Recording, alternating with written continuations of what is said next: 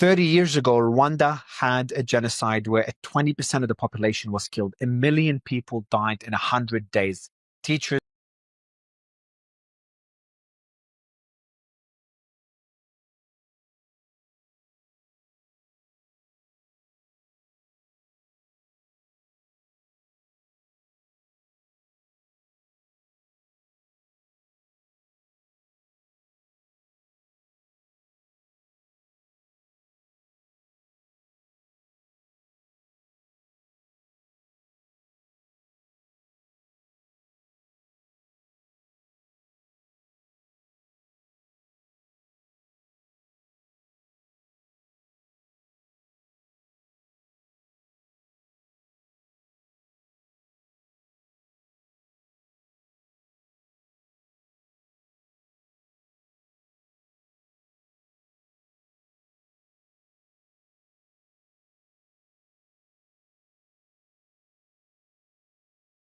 It was one of the worst events in human history. Somehow today, Rwanda is one of the most advanced economies and safest countries in Africa, a beacon for hope for the rest of the continent. I sat down with President Kagame, the man that led a country reeling from the worst atrocities in our lifetime to becoming one of the most advanced economies in Africa, one of the safest countries in Africa. He was involved in saving the country from genocide, leading the militia that overthrew the genocidal government, and then rebuild the country from scratch, even below scratch, to where it is today. And now he's in the middle of a political turmoil where he's being accused of being involved in the war in Congo, one of the worst wars going on right now. I hope you enjoyed this interview. It will probably be one of the most memorable stories you've ever heard. What you're saying is that aid could become a liability for a country. That is even an understatement. It is. Whoever gives you aid controls your life. Rwanda has a history in Congo. Congo, I feel, is like, it's not even a country anymore. As heartbreaking it is, it's just a land full of minerals that so many different people have their hands into that pot. If you looked at the list of 100 entities who are interested in the minerals in the Congo, Rwanda would come as 100th. Our problem is not minerals. Ours is about security. We really want peace. We want peace in Congo because it translates into peace for us. If you're sitting privately with President Felix right now, what would you tell him? I would tell him I wish he wasn't president of that good country.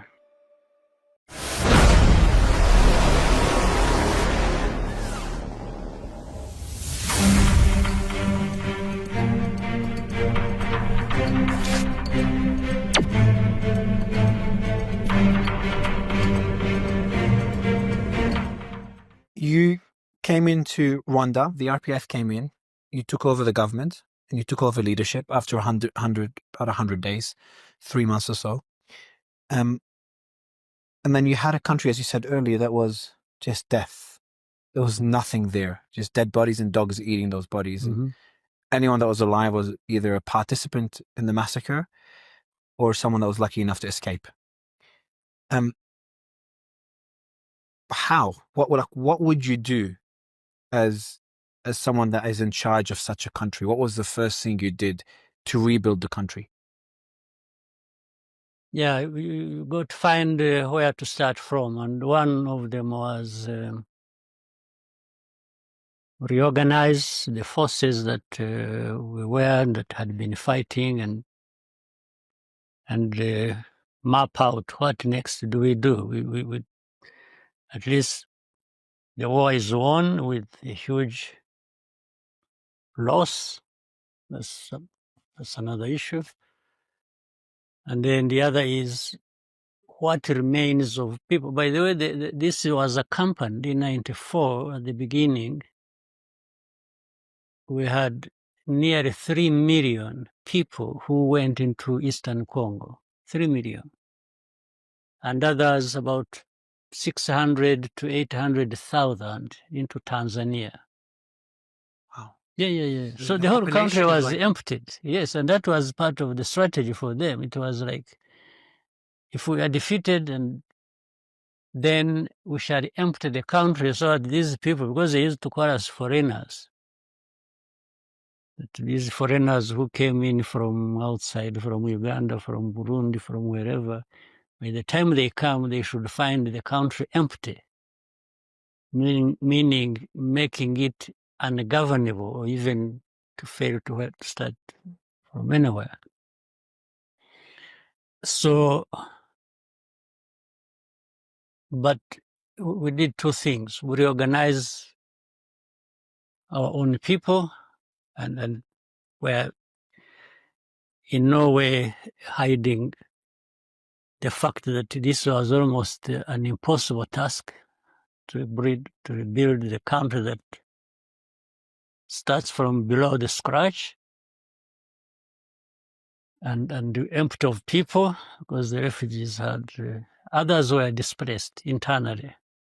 3 million went to Eastern Congo, about 700, 800 went to Tanzania, others hundreds to Uganda, others hundreds of thousands to both Uganda and Burundi. So we had others internally displaced in their thousands. So we had now to create a sense of security to allow people and start encouraging people not only to come back from outside, but also for those internally displaced to go back to their places, and assured them nothing is going to happen to them, which we succeeded in doing. Now, this is where it becomes even very interesting. For the millions of those who were in Eastern Congo, they were held captive by the army that fled with them, and they had all kinds of arms. They had tanks, they had artillery, and they were all positioned in the camps. They had, so when they fled the AFDR, when they fled to Congo, they fled not only with like machine guns and machetes. No, they had tanks. Arms. Yeah. From what I know as well, the French troops, I think it's UN peacekeeping troops, they gave them a safe passage into Congo. They did. Right after the genocide. From 2 points, one southwest, Rusizi area, and then from northwest to... Because they expected, I'm assuming they expected the RPF, your group, to commit reprisal attacks and kill them. Not only that, they might have expected that, but more so, they had wanted to find time to reorganize and attack the country again, to take over the country. That was their plan. That was their plan. That's how they went with arms. They went with everything, by the way. The treasury was empty, the central bank, all the money taken, everything. They were living in a place called Mugunga in Eastern Congo, where even now there are refugees. But the point I'm bringing up is interesting, that is interesting for me, is we kept urging them to come back and reassured them that nothing would happen to them. But those leaders, both in the army and in politics, were refusing them to come back, the millions. So what we did, and we warned them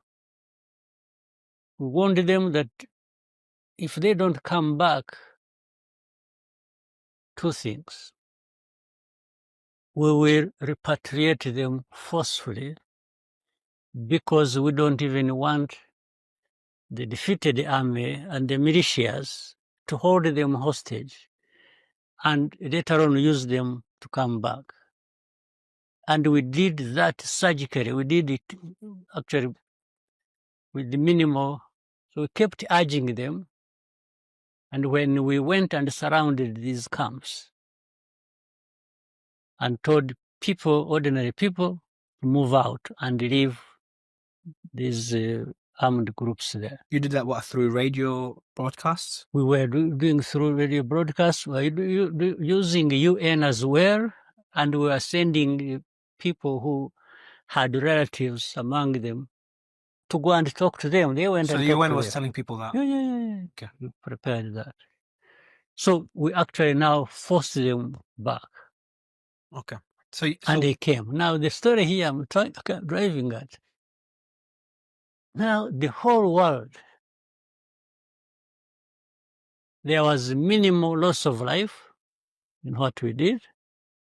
but we stood accused of having forcefully repatriated people.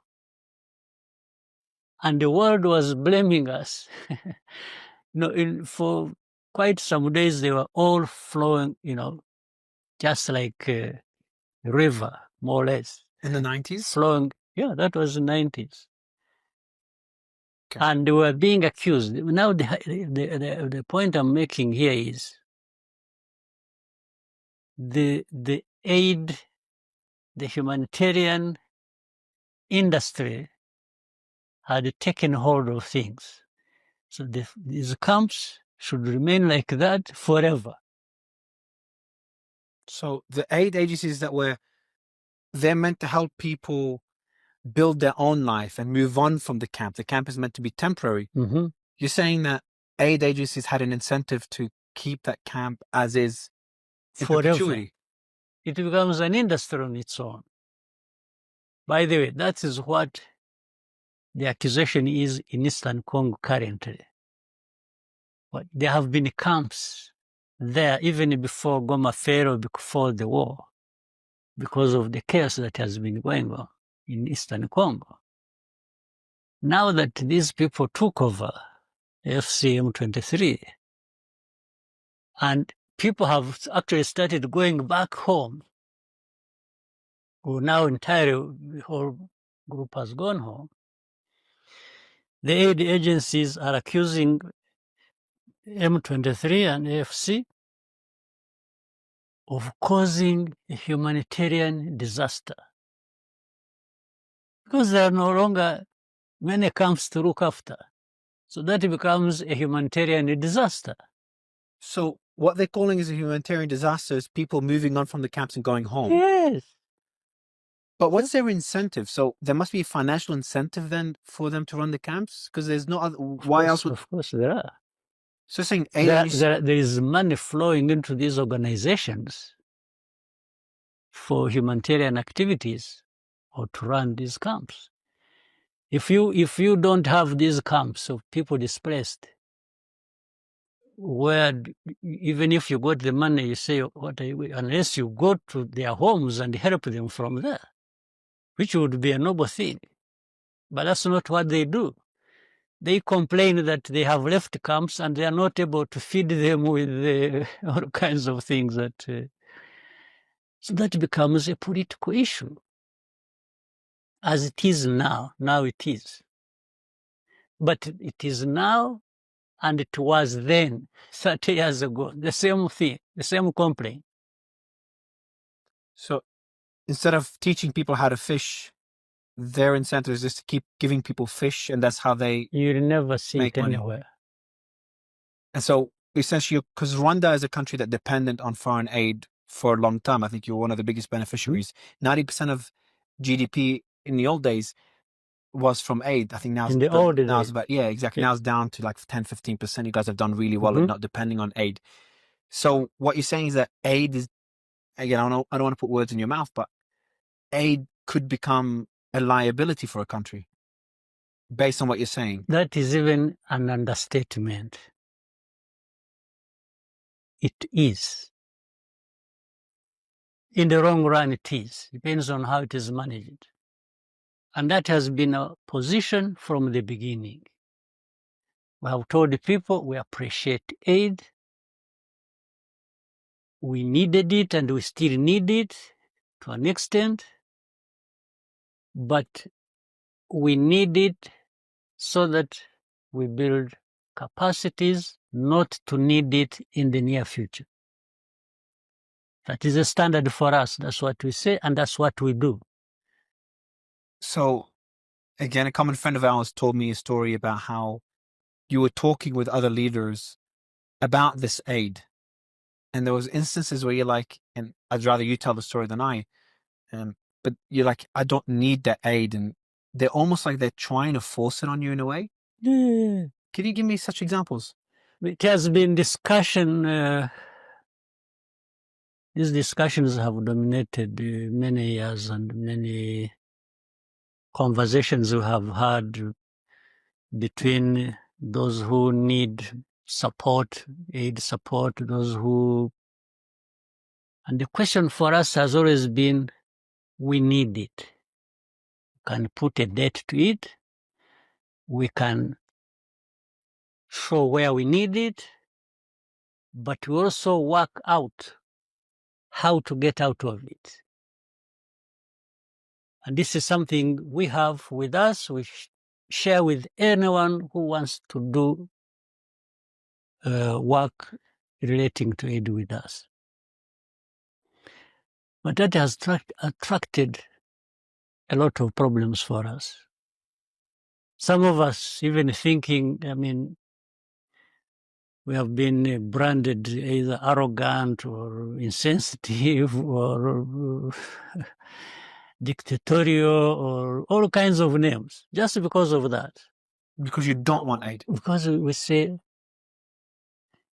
and we try to differentiate things. It's not that we don't want aid for the sake of not wanting it. We are saying aid creates dependency. But not only a dependency is on the good side, the better side even. The other one is, whoever gives you aid controls your life. In fact, that's why they want you to stay with aid, so they continue controlling your life.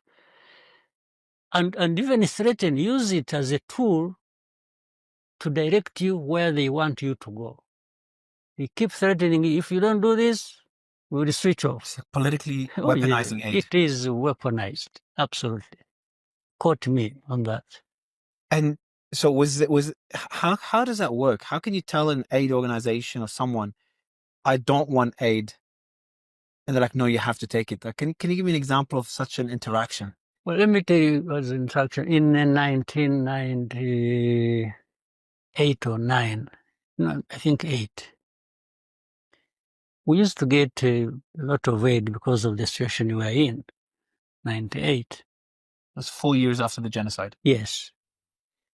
And many European developed countries, ministers used to come visit, see the needs and so on and so forth. One time I had a conversation with a number of them. In fact, one, starting with one, I remember a lady, she was called Claire Short. She was UK, International Development Minister of UK. We had a long conversation, and I told her, I said, you know what, it's still too early for us to say much, but I think, and I told her, I think it's not too early for that effort. I said, I appreciate your aid a lot. It's almost indispensable in that situation as we're in. I said, but at the same time, I want to start early to be responsible. And I keep talking to our ministers and other leaders that we need to start early being responsible for ourselves. And these, again, were lessons learned from our past, what we went through. And I said, I want you to think about giving us aid, but on the basis that you and us agree on where to put this money you give us. You don't walk in with the bags of money and say, for me, I'm putting it there. You say, this is our country. We want you to come with these bags of money, and you find us here, and we have a conversation about what meets your interests, where do you want your money to go with us? But you must consider where we want the money to go also. Because in the end, we are the ones responsible. What did she say? She agreed. Okay, that's good. Fortunately, she agreed. That's a good interaction. At first, she was like, who is this one now? Was there interactions? But later on, we agreed. Was there interactions that were not as positive? Yeah, let me show you. So we reached an agreement with her eventually. But interestingly, she invited other ministers of countries, I think, that were friendly to UK or friendly to them. They came with there were three, two other ministers on top of her from different countries. And she wanted me to tell them what I had told her, because she wanted them to listen to what I was saying. And we did. And for some of those two, they started, you would say, no, but our people will not accept this. You know, I said, okay, why should your people have a problem? On top of that, I had suggested to her that not only will you give us money, determine where to go, where to put this money by you and us, but we want you to follow up and make sure that we used your money correctly where we agreed. So we should have an audit, maybe after every 3 years. You've asked them for an audit? We were asking, yes, we said we should have audit. They would audit all of us. They would audit you if you really gave us the money you promised you would give us. Mm. And if we use the money the way we agreed we are going to use it, and this money was not lost in the hands of people who stole it or something. And you know, it worked. Later on, these two were also convinced. So with the three countries, they gave us the money, was followed up, audits were made, and they found we were just putting the money they gave us where we had agreed with. So it went how it should go. That's how it should. I mean, there's no question about it. What about USAID, for example? How is the experience with them? I'm not deeply. I don't have much knowledge about them and so on, but I'll tell you on the surface of it, at least what I experienced. Both when I was still a kid, living in a refugee camp, and I remember we used to see a lot of things coming to us. Sometimes it would be fish, then another time cooking oil, then labeled USAID. And yeah, so I fed off USAID, if you will. So you're dependent on them. Yes, you and your family dependent on USAID as a kid. I definitely did as a kid. Yeah, but that is telling part of the story. I was in a refugee camp. In fact, the first thing is to even resolve the problem so that there are no refugees. Okay? The second is you keep feeding people, like in other cases, until when? Does it become something that stays forever with the people? And if people just remain grateful that they're being fed and that's it? So there are two parts to that area story, as I said. They were not the ones who made us refugees. That's not something to blame them on. But they didn't care about getting you to become independent and move on from being a refugee. Yes, because and since USAID is also connected with the government, say, of the United States, they should at the same time using their leverage, whatever they have, to address the problems of people who are displaced or who are refugees, so that those other issues are also addressed. And picking it from here, from USAID, for me when I was a kid, and the other story I told you of humanitarian assistance needed by camps in Eastern Congo, I always see, so this is, let's say in Eastern Congo, you have camps. You would stay there for maybe 4 or 5 years. And it's supposed to be so forever. A situation like this one happens, however it happened, people are now removed from camps. They go back homes, whichever home, if they had homes, whichever places. And then there is a complaint that,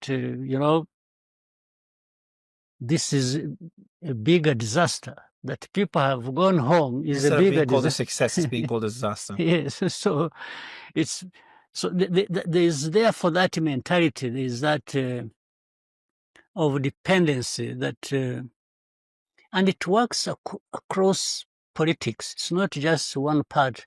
I'll give another example.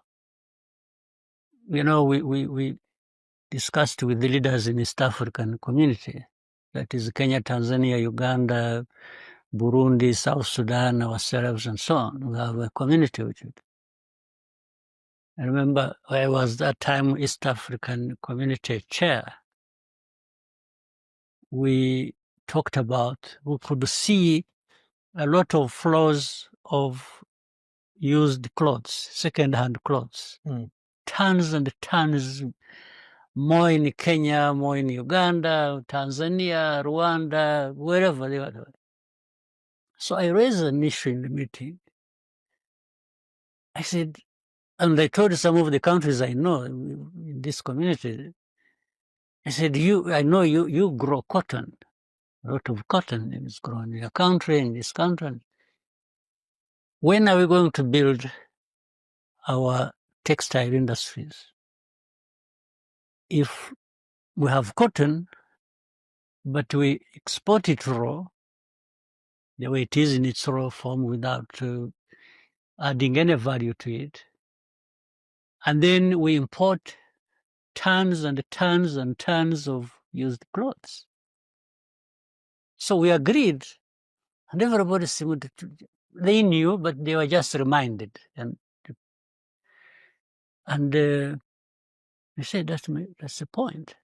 So we agreed we are going to actually make it very costly for people to keep pushing used clothes here, so that in the end we develop our textile industries.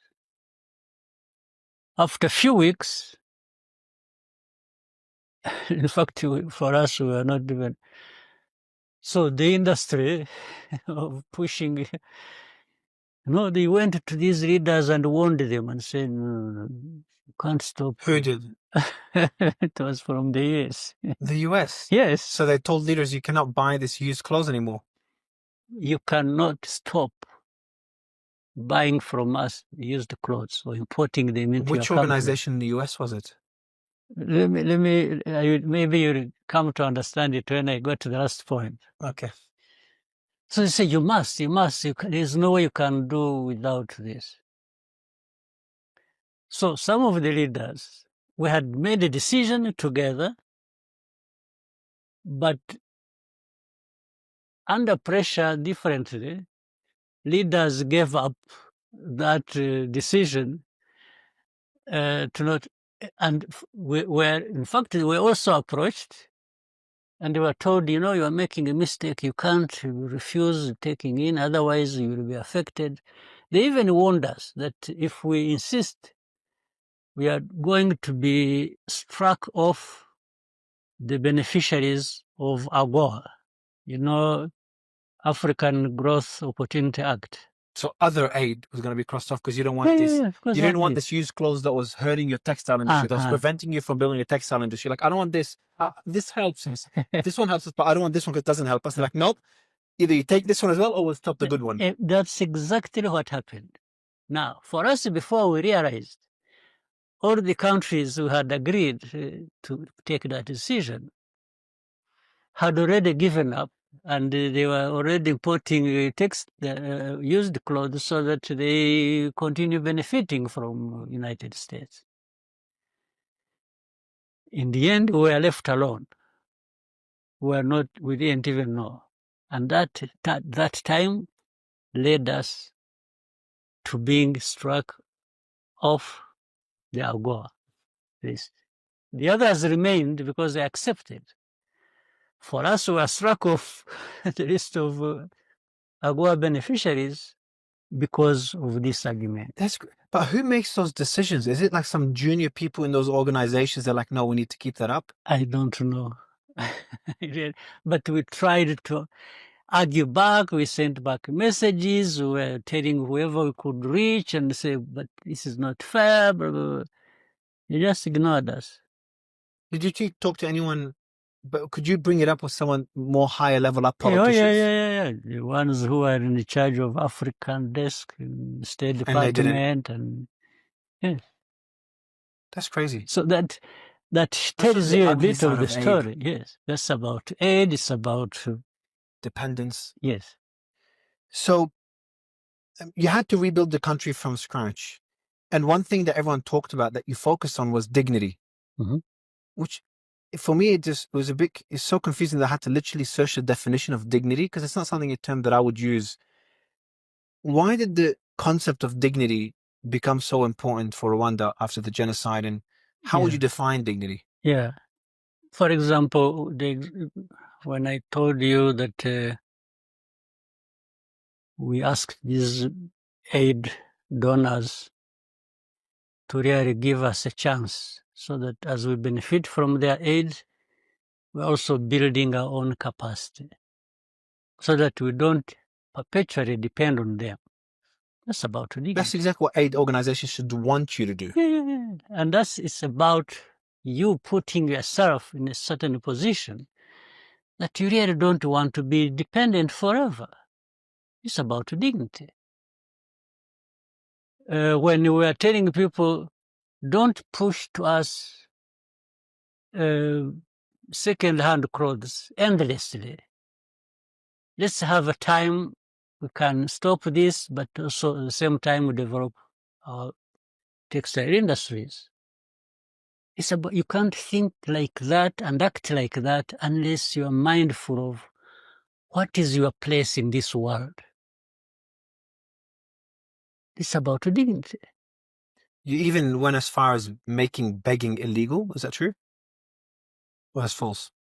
Begging for money. Was that it made illegal at any stage? In a way that I think that must have come from that, because so it was true. It was made illegal. It was true. Okay. It is true. You made that decision. And in fact, what we did, we put two processes in place. It's fascinating. Law. Yes, we did two things. One is for those who are capable, we gave them a chance to be trained to do something so that they can live on their earnings rather than those who are not capable, either handicapped in one form or another.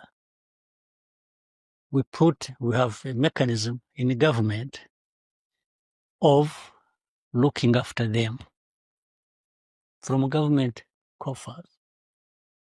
So you built it into a system where it no longer wasn't degrading as begging. It was no longer the dependence that existed during colonial times. You focus really on just changing everyone's mentality to no longer depend on others. That's exactly what it is. Because you could find some people on the streets begging, young men and women who are like 15, 16, 17. When they could go and work. When they could go, even started to do something.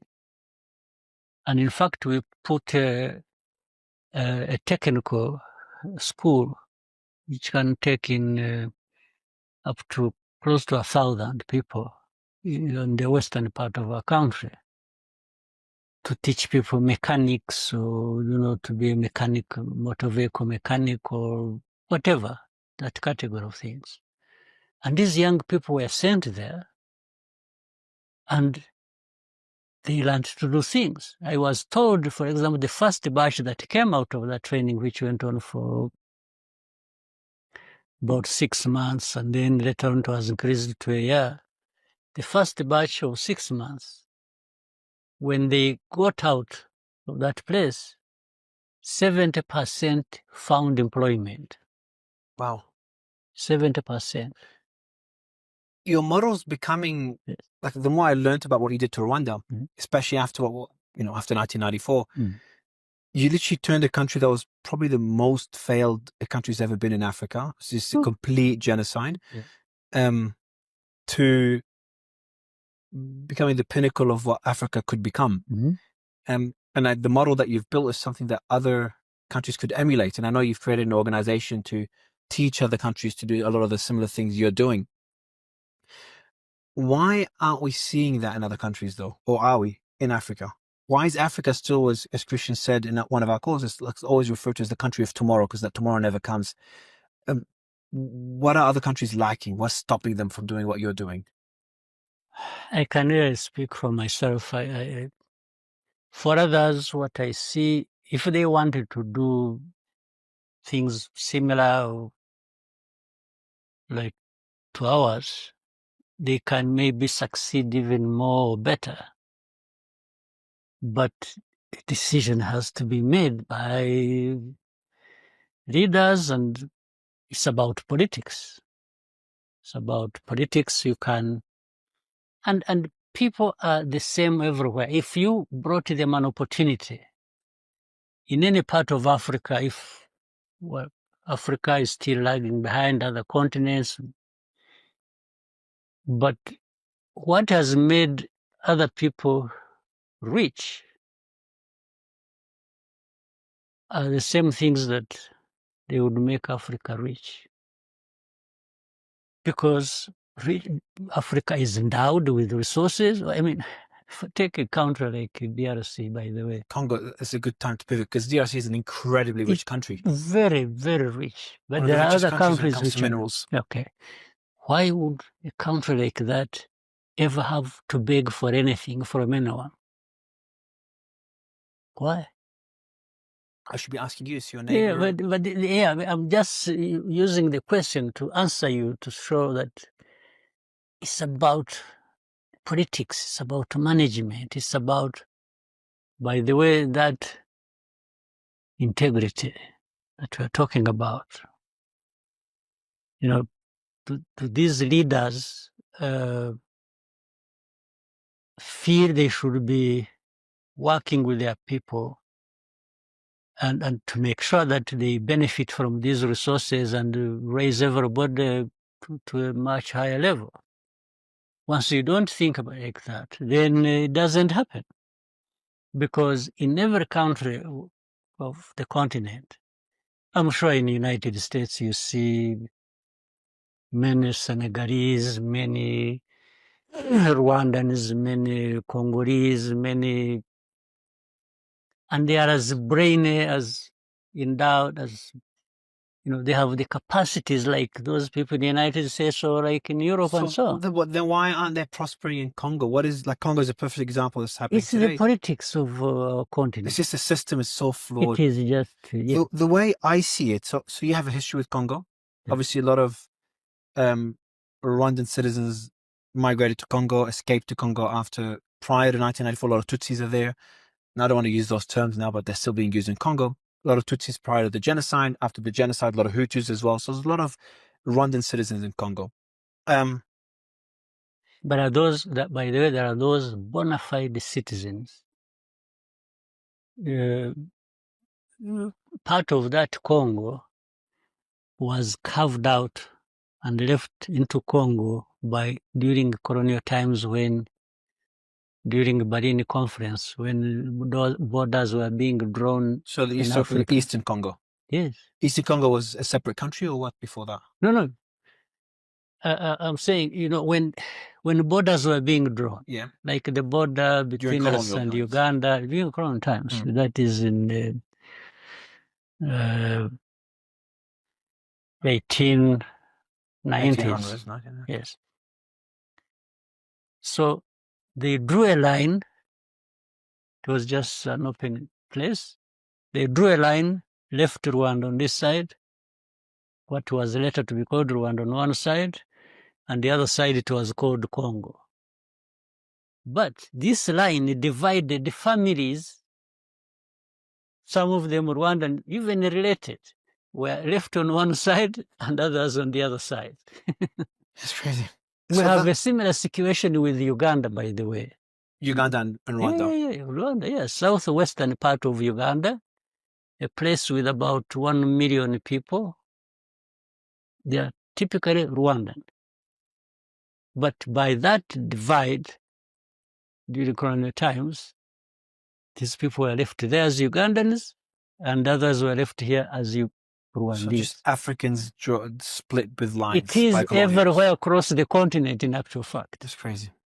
So the issue now is, you can talk about others who migrated and went to Congo from Rwanda, or vice versa, whatever it is, before that, whatever it is.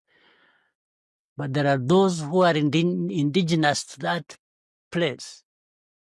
And in fact, these are the ones who are fighting, whom the government is uprooting and saying, you go back to Rwanda. You're talking about the M23 now? Yeah. And we have, by the 130,000 people, refugees from that group, 130,000. From Congo and Rwanda? Yeah. They've been living here for the last 23 years. And Congo doesn't want them back? It doesn't even want those who are there, who never came here. Are they the ones labeled as Tutsi, or they're different? They are. The Tutsis. Exactly. So that's where the Tutsi minority is also being targeted in Congo, as it was in Rwanda. And that's a big concern that you have. That's the point. Because you have, again, going back to the history with Congo, because after you became the leader of Rwanda, in 1996, there was a leader called Kabila in Rwanda. He was very corrupt, supported by the US during Soviet Cold War era. Then the US withdrew its support. That was Mobutu. Sorry, Mobutu was the one. Sorry, Mobutu. Yes. And then Kabila is the one that you supported. Yes. Francis Kabila. That took over power. And then Francis Kabila and you guys, your relationship broke down for whatever reason, without going into the weeds. And then there was multiple wars where Rwanda was involved. And then he was shot by his bodyguard. His son, Joseph Kabila, took over. Then there was an election, and we have today's leader, Felix. We'll call him Felix because his last name is too difficult to pronounce. Yes. So Rwanda has a history in Congo. Now, this is where I try to break it down, and I see we've kind of framed the entire history, so to give at least listeners a bit more understanding of the story. But it's also very complicated in Congo. Congo, I feel, is like it's not even a country anymore. It's just, as heartbreaking it is, it's just a land full of minerals that so many different people have their hands into that pot. Countries, those who gain more are from outside. Exactly. That's how I see Congo. Yeah. And it's on your border. So you're all over the media now, and every single journalist that interviews is like, are you in Congo? Is Rwanda involved in Congo? Are you supporting M23? Without really understanding the context. So I'll tell you my understanding of it, and I'd love you to correct me and give me more context. So you have a threat on your border. That threat still houses the FDLR, the same people that committed the genocide 30 years ago. They're still there on your border. Their goal is to still replace you as president, replace the entire government right now, and to still get rid of Tutsis in Rwanda. So that's still their objective. And they're doing the same thing for Tutsis in Congo. So the argument that Rwanda has concerns, security concerns, and you're still getting attacked by those groups on a regular basis, is a very valid concern that no one's talking about for whatever reason. Then there's the other argument of minerals. So the way I see it is there's all these different hands, some corrupt, some good, some bad, that are, some of them committing horrendous crimes to get access to the minerals in Congo, because it's such a wealthy country. And there's no real way of doing business with Congo. So the way I see it is there is a financial incentive for the Rwandan military or the government to be involved in Congo as well. And your preference is to do it above board. You want to do a deal with Congo, whoever's in charge, and get rid of that security threat, but also be able to do business because, you're landlocked, you have people to take care of, 13 million population. You have minerals in Rwanda, just not even close as much as Congo. So the conclusion that I came to with my limited knowledge is, you don't think the current government is doing the best job. You think that they operate in a country that everyone wants it to be unstable because that's how they get access to the minerals. You think the leader of the Mr. Nanga, who's the leader of the AFD, which is the M23 is part of, he's also technically the leader of M23. he could become a better leader than the current president. My conclusion is that the Rwandan forces are involved with M23. Potentially, you last time you asked, you said you don't know if there's troops there. I come to the conclusion is that there is troops there for security concerns and potentially to be able to do business. That's the only way.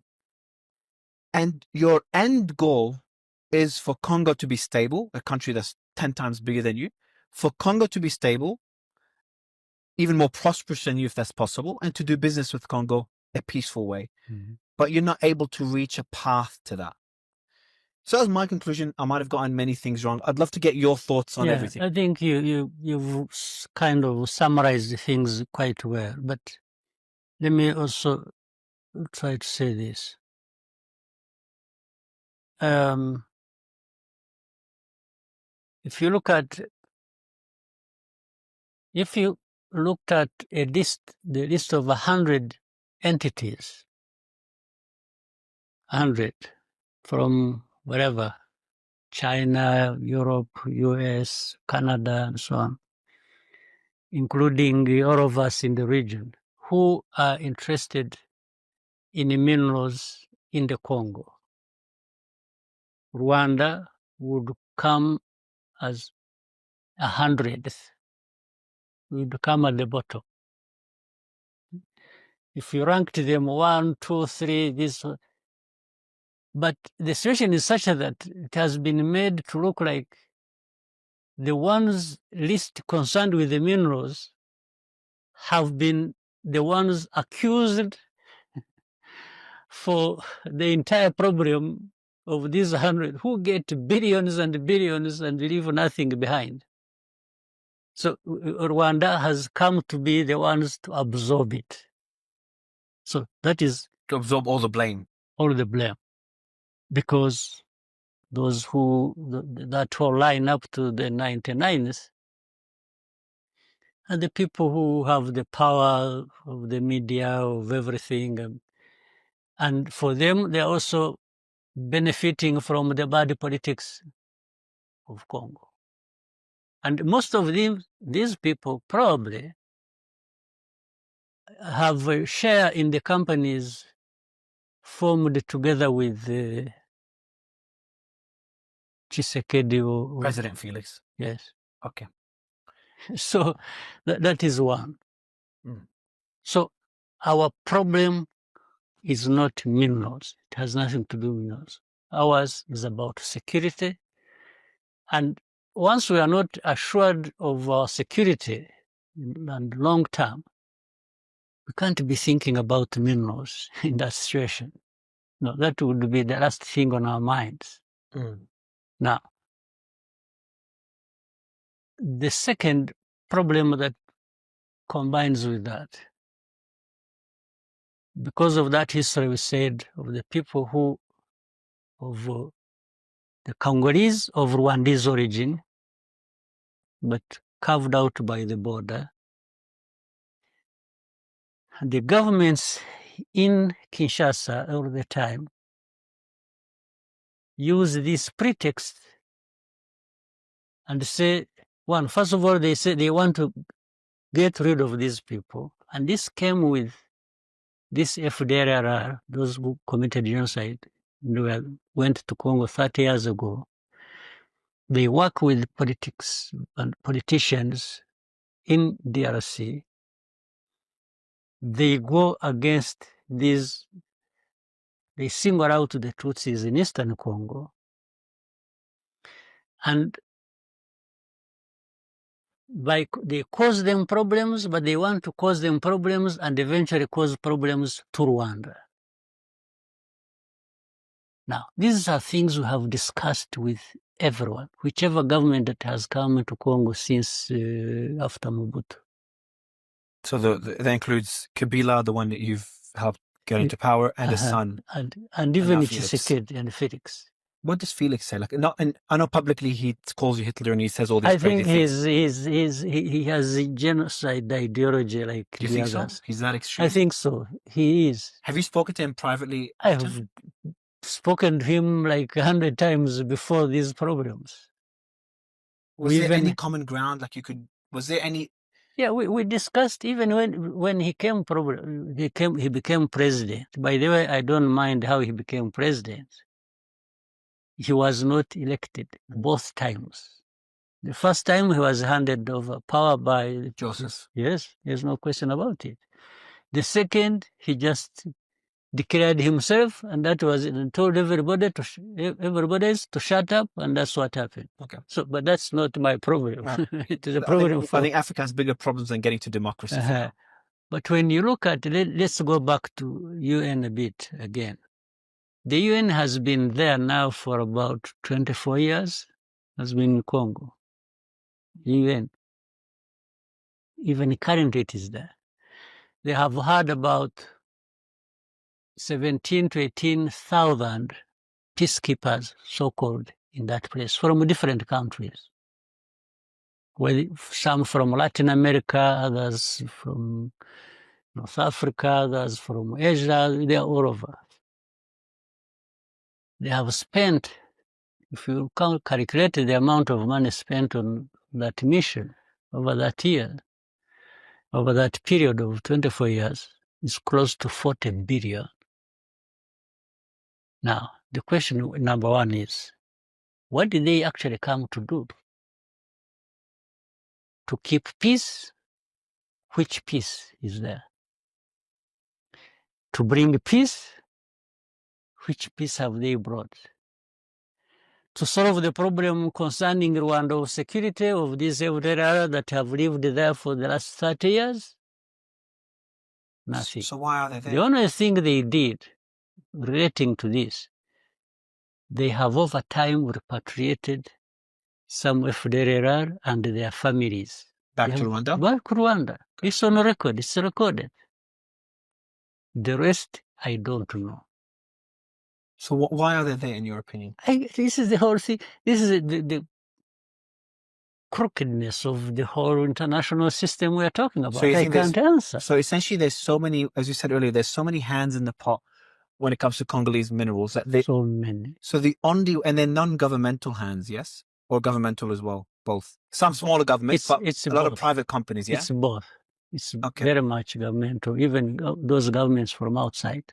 So they create something, UN peacekeeping force, humanitarian this, and then to cover up everything else that is being.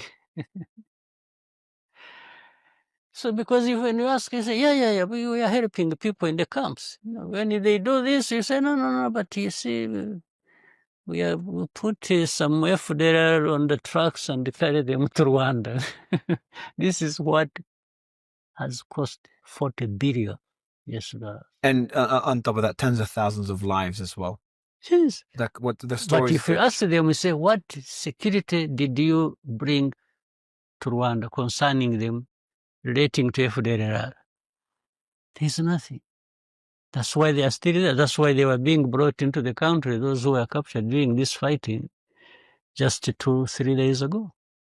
Yeah, I heard that the last few days there's a general that was part of the. That is the one I told you who killed my own aunt. Which I didn't know she was also royalty. Yeah, she was. She's a cousin and sister to my mother. Okay, so based on what you've said so far, I try to always kind of put myself in your shoes. Obviously, it's a lot harder than it sounds. But your solution would be to support a group that could either create a security buffer zone on the border. Let me tell you this. We have been demanding for years, and we will keep doing so until we get it. Our borders, this time and particularly with DRC, must be secure from these people. And the world knows about and has ignored. There's no question about it. So they've essentially left you no choice. That's what it means. And we have, but by the way, let me say something else. This fighting that started 3 years ago did not start with Rwanda. Those guys who started the fighting did not come from Rwanda. You're talking about M23. M23. Their problem was there in 2012. So the problem came back 10 years after. It means in between, nobody addressed their problem, neither Kinshasa nor anybody else. And they are the ones who started the fighting. The way it is brought, the way Rwanda is brought into it, is by saying, these are Tutsis.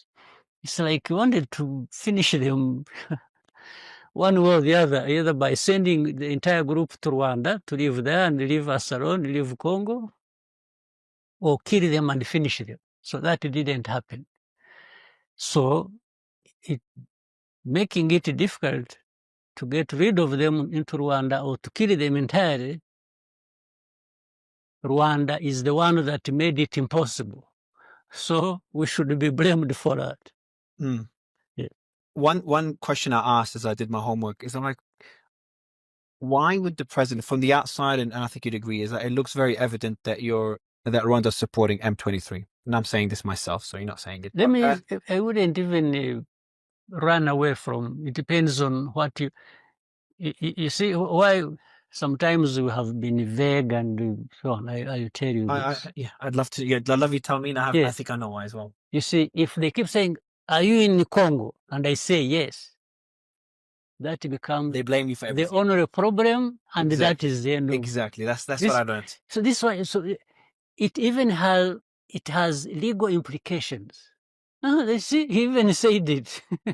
And the other problems, why Rwanda could have gone there or why they could have done this, all of those problems are forgotten. The only problem is, why are you in Congo? And they blame everything that's happening in Congo. It's been happening for decades with all these different groups fighting, all these different countries with their hands in Congo. Everything's gone because Rwanda said that small country with 13 million people said they have troops, or they have not troops, sorry, they're supporting M23. All the minerals that have been worth billions and billions, they say, you see, the whole money was taken by Rwanda. For us, we are... Yeah, that's what I learned. Because I was really confused on... Yes. No, that's the reason. Because you're a very direct person, so you're always very honest, very open, very direct. Your team said, I tried even on that to be direct. Because I said, Rwanda has taken defensive measures. It's up to anybody to interpret whether that means I went into Congo, or I'm very close, or But they want that sound bite. They want that sound bite. Which I don't. I'm intentionally trying not to get that sound bite. I can't give it to them. I don't exactly, because it's just a very, honestly, it's a very unethical way of having a discussion. Instead of trying to understand the issue, you try to get the sound bites, so you get the clicks, and it's just a very disingenuous way of having those discussions. Yes, that's so. Otherwise, I like when they ask you, "Is there Rwandan troops in Congo?" I don't know. Like, you're the president. How do you not know? I was like, I don't know many things. Many things, including why somebody would be asking me that question when he knows the truth. Exactly. So, but what is the solution? Like for me, what always drives me to have these discussions is I always try to find solutions. I'm a bit naive because I simplify very complicated problems. But sometimes simplification helps you get some progress. So when you look at Congo, how can we solve it? Like, can it be solved? It can be solved. Even if it wouldn't be solved in a perfect manner, but it can be solved at least to give everyone peace. Let me start with what it is now.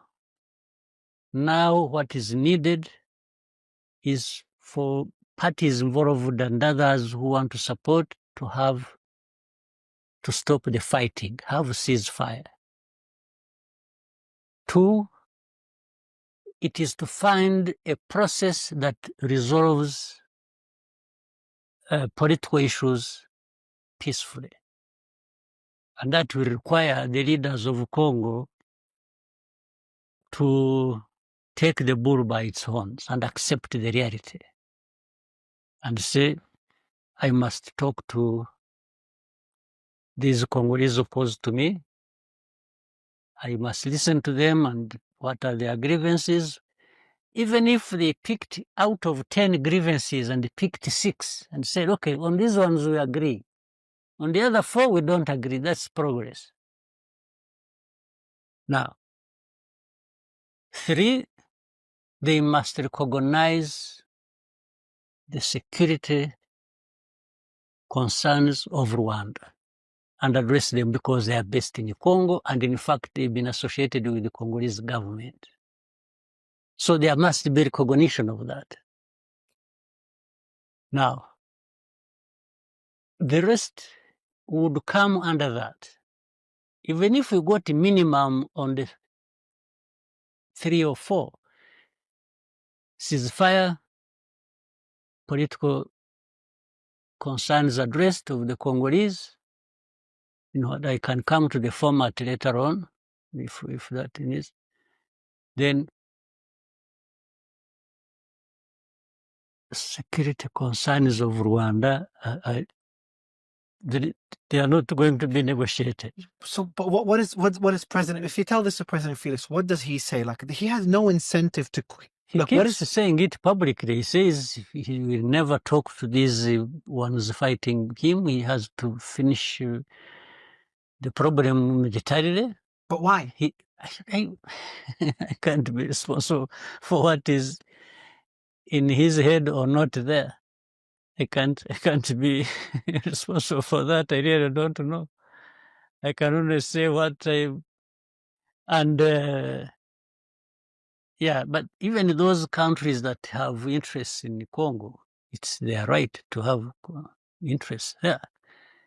They should also find that their interests would be served better by solving these problems and in this manner. What do you think of this potential solution? You're kind of taking it from Trump's playbook with Ukraine. So President Trump is like, hey, I'll protect you, Ukraine. I'll help you reach peace in a way that favors you to a certain level. But in return, I want access to your minerals. Couldn't the Congolese government do deals like this? Say, go to Europe, go to the US, say, we'll go to Rwanda, go to different countries that are involved in one way or another. Say, let's do a deal. M23 lays down their arms. We do a deal. We'll remove the FDLR from your border, and we'll do a business deal with the minerals in Eastern Congo. Okay, and then they go to the US, give us security guarantees with all these different militias and stuff.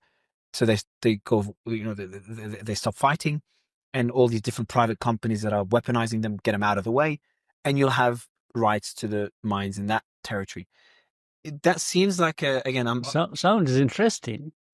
Maybe it would address the problem, as long as one of those things you have mentioned is about somebody credibly guaranteeing that security concerns of Rwanda will be addressed and on a durable basis. The rest, that for me, I pick that one first, and then the rest is I'm open for discussion. Yeah. And you've met many world leaders. You've met Putin. You've met Xi Jinping. Different US presidents. I've ever met, yes, even President Trump. Trump as well. I think it was in Davos. In Davos. Davos, yeah. Has that idea ever been discussed with any leader? No. Okay. So please try and raise it with these leaders. It could be interesting to discuss. Interested in pursuing it. Yeah, I think the deal that's happening in Ukraine. And what is their take on for Xi Jinping, someone you've met on more than one occasions? What's his perspective on what's happening in Africa? I think we talk a lot about there the are many perspectives. I'm actually impressed by his perspectives. He's been engaged in Africa. He's been mainly economically. They don't get involved in the politics of countries except economic, which again, the benefits of that will depend on how the very countries are managed. If it is a country managed well and has deals with China, they benefit. If it is a country not managed well I don't know what happens because when you've heard that some countries are heavily indebted and so on and so forth. Well, I would ask the countries, where did you put the money? But otherwise, is anybody expecting China to go around throwing money at people? No. But they're not too interested in peace. Have they tried? Have they? Is it Chinese efforts for reach peace? They cannot. It can't be that they are not interested in peace when they are making such investments. Okay, so they're interested. Okay. Yeah. But no is there active efforts from China to try to reach peace in Congo, for example? They have not been involved with matters of Congo. It's too complicated. Even for other countries, that have countries, have problems like where we are involved, like in Central African Republic or Mozambique. And I haven't heard of China suggesting that it should be resolved like this or like that, but they are busy doing business deals and with these governments. When was the last time you spoke privately, if you can share, of course, to President Felix? This must have been 2021. Oh, wow, it's been a long time. 22? 22. It's very long time. 22. Oh, so you haven't spoken to him recently? Yeah, actually, I think September 22. Are you open to speak to him again? I'm not opposed to speaking to him, but we have to be saying things that matter to the two countries and that are geared towards addressing the problems. I have no problem. But making deals with Tshisekedi is... Making deals with what? With Tshisekedi, with Felix? It's very difficult. It's the most difficult thing. The most... I am just challenging anybody. I want to see anybody who has made a deal with him and who would say, you are telling lies. I would want to see that. On the contrary, I have dealt with him. I know. You say you agree something, just as he steps out the door. So it's an issue of leadership. Out of the room. It's completely either forgotten, changed, or we would say, no, we didn't say that. So it's an issue of leadership. Yes. Well, we've tackled a lot of topics. I think the story of how you've rebuilt a country from scratch or below scratch is, a perfect symbol of hope for other African countries. Now, I hope Congo, Sudan, other countries go down a similar path, because I know the atrocities that are going on there. I also hope the world starts to pay attention to what's happening in Africa. Similar things, if 10% of what's happening in Africa happens in some Asian countries are similar, but in Asia or Europe or the US or Latin America, it'll be all over the news. Literally, your team told me yesterday there's dead bodies being burnt and eaten in Congo on a regular basis. I didn't know these things still exist. I thought those were ended 10, 20, 30 years ago. They happen. It's heartbreaking. So I appreciate your time. I appreciate being as open as you have been. And I hope, if we meet again, it'll be under different circumstances. And I hope that, even though that hope looks slim, that we see peace in Congo and long-lasting peace. We really want peace. We want peace in Congo because it translates into peace for us. And so that we continue rebuilding our small country, and that has had enough of suffering, more than enough. We can't be the ones who are looking for any trouble to take us back to those days. If you're sitting, last question I want to end it with, if you're sitting privately with President Felix right now, what would you tell him? I would tell him I wish he wasn't president of that good country. Okay. For Mr. President, I really appreciate it. Actually, I'm likely to, when next time I meet him, I will tell him that. That person. I promise, in person, directly. I hope he changes. Like, if what he's saying is true, I hope he changes. I hope he becomes a bit more diplomatic. It's terrible. It's better for his country. It's better for him. It's better for peace. Is better for him. Remember the president. Francis Kabila was shot by his bodyguard. Like, war is not good for anybody. The father was called Roland Kabila, Laurent. And then the father is, the son is Joseph. Joseph, yeah. Oh, Laurent Kabila is the one that was shot. Is the I father. thought it was Francis, my bad. Yeah. Yeah. So war is bad for everybody. So, I hope either Philip. I don't know whether you have seen this about Felix. Somebody, an Italian family person who butchered students, husbands killed their wives, wives killed their mothers.